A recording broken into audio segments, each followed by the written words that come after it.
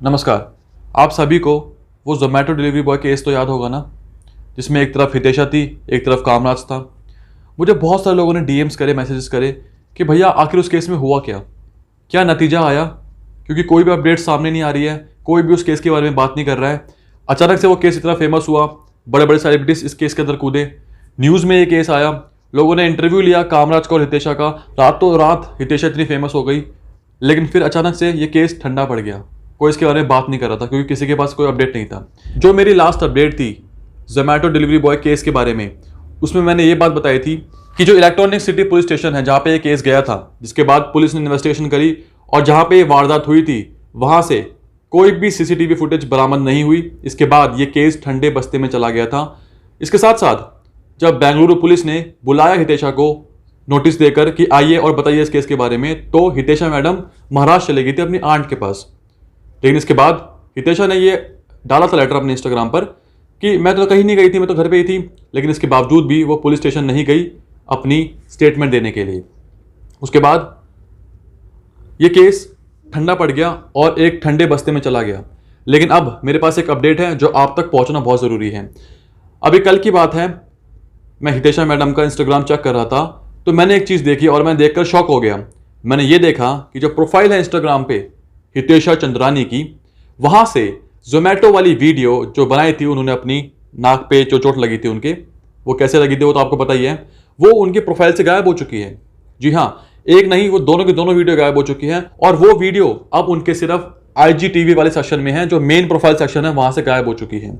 इसी के साथ साथ एक और हैरानी वाली बात यह है कि जो उन्होंने एक लेटर लिखा था जिसमें उन्होंने बोला था कि मैं कहीं नहीं गई हूँ, मैं यहीं हूँ, मुझे बहुत ज़्यादा हरासमेंट हो रहा है, मुझे बहुत ज़्यादा लोग तंग कर रहे हैं, परेशान कर रहे हैं, वो वाला लेटर भी वहाँ से गायब हो चुका है। जी हाँ, वो प्रोफाइल से डिलीट ही हो चुका है, वो कहीं देखने को नहीं मिलेगा आपको।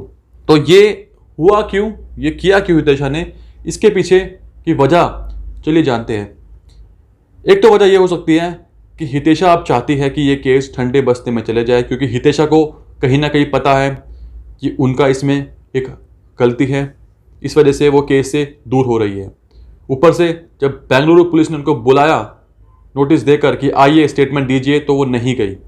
ये एक तरीके से जीत है हम लोगों की और एक आम इंसान की कि अगर कोई भी शख्स, चाहे वो मेल हो या फीमेल हो, किसी के ऊपर झूठे आरोप लगाता है और उसकी लाइफ खराब करने की कोशिश करता है, तो वो उस चीज़ से बच नहीं सकता, क्योंकि अब लोग काफ़ी ज़्यादा जागरूक हो चुके हैं और काफ़ी ज़्यादा समझदार हो चुके हैं। किसी के फेक टेस्ट हुए या आंसू बहाकर सिंपैथी गेन करना, ये सब लोगों को नहीं पसंद, लोगों को रियलिटी जानना पसंद है। लेकिन मुझे हैरानी इस बात की है और दुख इस बात का है कि इस केस का नतीजा नहीं आ पाया। क्यों ये केस अब ठंडे बस्ते में जा चुका है, क्यों कोई बात नहीं करता इस केस के बारे में, क्योंकि हितेशा भी अब इस केस से दूर हो चुकी है। और कामराज कहाँ है, क्या कर रहा है, क्या कामराज को उसकी जॉब वापस मिली, क्या ज़ोमैटो ने कामराज को वापस नौकरी पे लिया, अब कामराज कहाँ है और क्या काम कर रहा है, किसी को नहीं पता। कोई अपडेट नहीं है हमारे पास, कहाँ से आएगी, कहाँ से अपडेट आएगी। वो तो मैंने हितेशा का इंस्टाग्राम देखा और जब मैंने देखा कि वहाँ पे उनकी कोई भी वीडियो नहीं है प्रोफाइल सेक्शन में, वो लेटर जो उन्होंने लिखा था वो भी गायब है, तो मुझे लगा कि आपके साथ शेयर करना चाहिए। क्योंकि लोग मुझसे पूछते हैं कि क्या हुआ केस का, कि सारे के सारे केस ठंडे बस्ते में चले जाएंगे, कि किसी भी केस में कोई इंसाफ, कोई नतीजा नहीं आएगा, कोई रिजल्ट नहीं आएगा।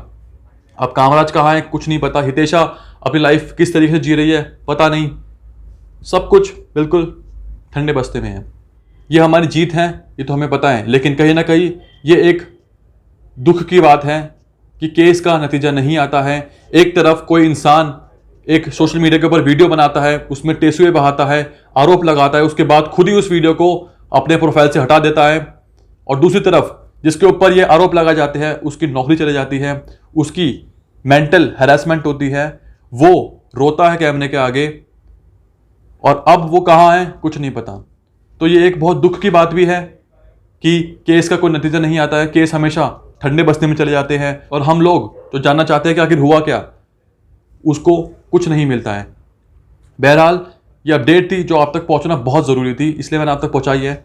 जाते जाते बस ये बात बोलना चाहता हूं कि आप लोगों का धन्यवाद और आप सभी को कॉन्ग्रेचुलेशंस कि ये केस में जीत हमारी हुई है, क्योंकि मैडम ने जो आरोप लगाए थे वो खुद ही अपने आप को बैकआउट कर लिया इस केस से, और ये दिखाता है कि ये जीत एक आम इंसान की है, आप लोगों की है, और इस केस में ये नतीजा हमारे पक्ष में आया है।